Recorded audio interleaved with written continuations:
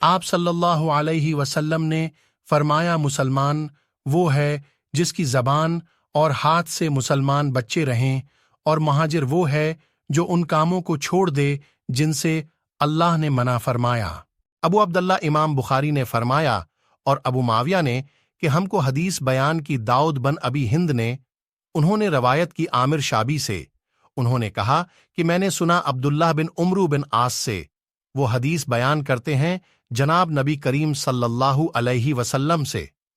وہی مذکورہ حدیث، اور کہا کہ عبدالعالی نے روایت کیا داؤد سے، انہوں نے عامر سے، انہوں نے عبداللہ بن عمرو بن عاص سے، انہوں نے نبی صلی اللہ علیہ وسلم سے۔ لوگوں نے پوچھا یا رسول اللہ کون سا اسلام افضل ہے؟ تو نبی صلی اللہ علیہ وسلم نے فرمایا وہ جس کے ماننے والے مسلمانوں کی زبان اور ہاتھ سے سارے مسلمان سلامتی میں رہیں۔